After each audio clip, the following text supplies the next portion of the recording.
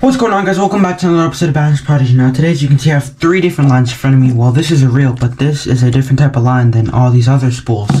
And today's video is going to be a video on how to decide what type of line to use for your application that you want to use it for. Now, I'm doing this video now because it's springtime. Now is the time where people are starting to take their rods out of their garages, clean their reels, and pull up new line and to, start off a new season of fishing. And I already done this, but some of you guys still have to do this. And fishing line is one of those things that's so confusing because there's just so many options, so many different brands.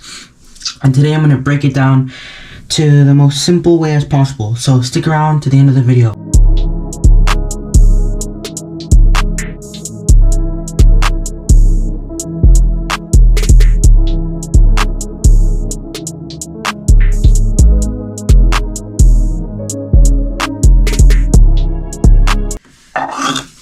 Alright guys, this first section of the video is going to be on braid. Now braid is the most expensive out of the 3 types of lines, and braid comes in many different brands and many different pounds. Now, depending on what reel you're using, if I'm fishing a spinning reel, I typically go from 8-pound braid all the way up to like 20, which is the heaviest I go on a spinning reel. For bait casters, the lightest I will go is 30. The highest you could go up to like 85-pound braid if you really needed to. But braid is one of those lines that, in my opinion, is very versatile. A lot of people only fish braid when they're fishing a frog or when they're flipping or pitching or fishing heavy cover. And I agree with that, but I also disagree. Now braid, I'm gonna take this out here. It has 0 stretch. As you can see, no stretch. It does not stretch. And also braid comes in many different colors. There's some brands like Nomad that bring like rainbow braid, but the main color is like a moss green or any type of green. Now braid has 0 stretch. So keeping this in mind, we want to use braid with either somewhere where we know we're going to need to rip a fish out of cover really quickly, or a bait where we know we're going to need to get a good hook set in. So Texas rigs, big frogs or flipping or anything like that.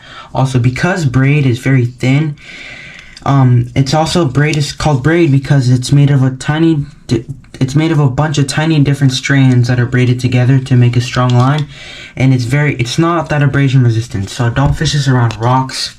So this is mainly used for anything where you need to fish cover or anything where you just need no stretch, where you need to get a good hook sit in. But also what I like to do, the way I like to fish, I like fishing braid, always braid, and then I tie on a fluorocarbon or monofilament leader on, and what that does is I get the benefits of braid, but also the benefits of these 2 lines. So braid, that's pretty much it, but I like using braid, so any type of lures where, not treble hook baits, because treble hook baits is better to use these 2 right here. But braid, just keep in mind, you want to either fish it around heavy cover or any type of topwater that floats, because braid does float. So that's your frogs, if you want to use spooks or anything like that, Texas rigs, bigger swim baits, anything like that, use braid. Alright guys, the second line is fluorocarbon. Now fluorocarbon has some stretch, but it's in the middle. It doesn't have 0 stretch, but it doesn't have a lot of stretch like monofilament. Now, the difference between fluorocarbon and braid is that fluorocarbon is obviously, it's plasticky, and it doesn't float. It sinks. So I like using fluorocarbon for any type of bait that I need to get to the bottom. So you could also use fluorocarbon for Texas rigs. People also say that fluorocarbon is like the go-to line. You can fish pretty much every single technique on it besides like big glide baits or things like that. But honestly, I'm not a fan of fluorocarbon. I'd rather fish this and put this as my leader. But sometimes I fish this as my main line. But the only way I would fish fluorocarbon as my main line is if I'm fishing like some type of treble hook bait. Now because fluorocarbon, it doesn't stretch a lot, but it does stretch a little bit. As you can see, I'm pulling it and it is stretching a little bit. Not a lot though, very little, very minimal stretch. So you could use fluorocarbon for like your chatterbaits, your crankbaits, your jerkbaits, your anything, your Texas rigs even. But also probably I'm also going to talk about brands in this video. My favorite brand braid is going to be Power Pro. This is just a spool that I had laying around to show for the example of the video. But my favorite brand, I highly recommend getting Power Pro. Fluorocarbon, kind of depends. But one brand that I do not like is P-Line. P-Line is very cheap. It's almost like, I don't know, I just never liked it, and it actually has more stretch than your regular fluorocarbon, which I don't like. But my favorite brand fluorocarbon has to be either Seagar or like the Yozuri brand I also kind of like. But Seagar's a good brand. But fluorocarbon, you can use it for pretty much anything. If you're a beginner and you have a bait caster, I highly recommend getting fluorocarbon, because it's just, you know, you don't have to worry about technique specific things, because you just spool this up and you can fish pretty much anything. But basically, fluorocarbon, your crankbaits, any bait that you want to sink, you can also use this. But anyways, that's it for these two lines. And now monofilament, I am going to take some line right here just to show you guys. Now monofilament is like fluorocarbon. The only difference is that this line floats, and it also has way more stretch. I'm going to pull in it from the reel. It almost feels kind of springy from how stretchy it is.